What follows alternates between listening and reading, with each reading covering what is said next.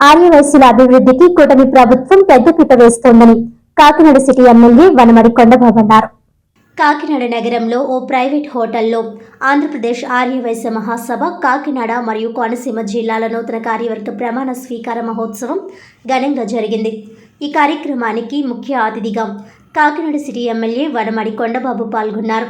ముందుగా ఆర్యవైశ్య మహాసభ కాకినాడ జిల్లా అధ్యక్ష కార్యదర్శులుగా వాకచర్ల సత్యనారాయణ, సెక్రటరీ బచ్చు ప్రభాకర్, కోనసీమ జిల్లా అధ్యక్షుడుగా పులవర్తి కుమార్, సెక్రటరీ వై ప్రసాద్లతో పాటు నూతన కార్యవర్గ సభ్యులతో రాష్ట్ర అధ్యక్షుడు చిన్ని రామ సత్యనారాయణ ప్రమాణ స్వీకారం చేయించారు. ఈ సందర్భంగా ఎమ్మెల్యే కొండబాబు మాట్లాడుతూ రాష్ట్రంలో కూటమి ప్రభుత్వంలో ఆర్యవైశ్యుల అభివృద్ధికి కృషి చేయడం జరిగిందన్నారు. ఆర్యవైశ్యుల సంక్షేమానికి అనేక సంక్షేమ పథకాలను అమలు చేయడం జరుగుతుందన్నారు. ఆర్యవైశ్యుల అభివృద్ధికి జిల్లా ఆర్యవైశ్య మహాసభ కృషి చేయాలన్నారు. ఆంధ్రప్రదేశ్ ఆర్యవైశ్య సభ రాష్ట్ర అధ్యక్షులు సత్యనారాయణ మాట్లాడుతూ ఆన్లైన్ మాల్స్ వల్ల వ్యాపారాలు దెబ్బతింటున్నాయని, దానికి అనుగుణంగా వ్యాపారాల అభివృద్ధికి ఆర్యవైశ్యులు దృష్టి పెట్టాలని అన్నారు. వాణిజ్యపరంగా ఉమ్మడి జిల్లా అభివృద్ధి చేసిన ఘనత ఆర్యవైశ్యులదేనని అన్నారు. ఆర్యవైశ్య కులానికి రాజకీయాలకు అతీతంగా సేవ చేయాలన్నారు. ఈ కార్యక్రమంలో ఆర్యవైశ్య మహాసభ రాష్ట్ర ఉపాధ్యక్షులు గ్రంథి నారాయణ, నాయకులు బచ్చు రాజేష్, సతీష్, మోహన్ కుమార్, బచ్చు శేఖర్, అధిక సంఖ్యలో ఆర్యవైశ్యులు తదితరులు పాల్గొన్నారు.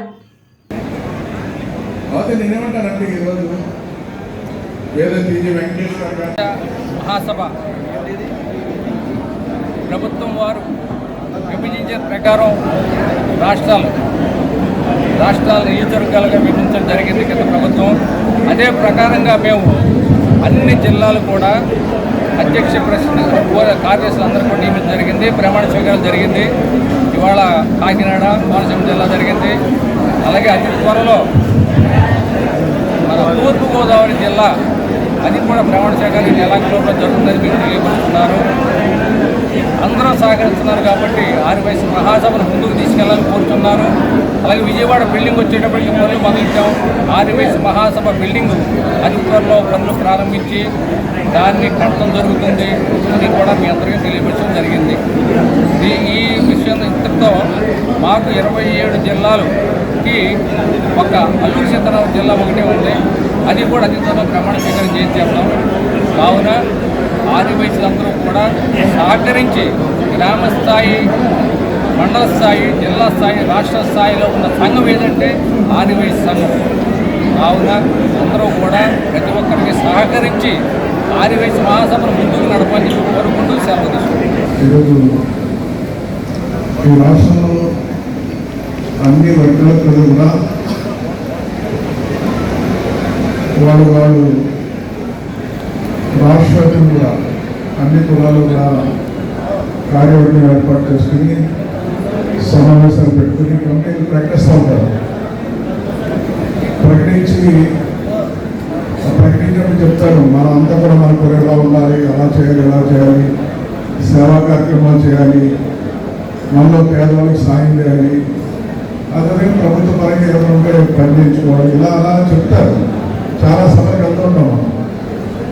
అలాగే ఈ సభకు వచ్చాం, చాలా సభలకు వెళ్ళాం, కార్యవర్గం ఏర్పాటు చేసుకుంటారు. కానీ ఆ కార్యవర్గంలో కొన్ని నిర్ణయాలు తీసుకుంటూ ఉంటారు. ఆ నిర్ణయాలు తీసుకున్న తర్వాత కొంతమంది అమలు చేస్తారు, కొంతమంది అమలు చేయకపోవచ్చు, రకరకాలు ఉంటూ ఉంటారు. కార్యవర్గం ఏర్పాటు చేసిన తర్వాత మరి అన్నీ దించేస్తూ ఉంటారు. కొన్ని జరుగుతుంటాయి, చూస్తూ ఉంటారు. తర్వాత ముందు పదం కావాలని అడుగుతారు, తీసుకుంటారు, సరిగ్గా చేయరు, అక్కడికి ప్రాబ్లమ్స్ వస్తుంటాయి.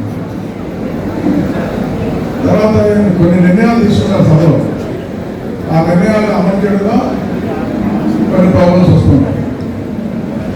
కానీ రాష్ట్రంలో ఎన్నో కులాలు సంఘాలని ఏర్పాటు చేసుకున్న సంఘాలని నేను మీడియాలో చాలా చూశాను. చాలామంది ఈ రాష్ట్రంలో కార్యవర్గం ఏర్పాటు చేసుకుని క్షేత్రస్థాయిలో ఏర్పాటు, గ్రామ స్థాయిలో, నియోజకవర్గ స్థాయిలో, రాష్ట్ర వ్యాప్తంగా ఏర్పాటు చేసుకుని క్రమశిక్షణతో అనుకుని నడిపిన సంఘం ఏదో ఉందంటే అది ఆర్యవైశ్య సంఘం తెలియజేస్తున్నాను.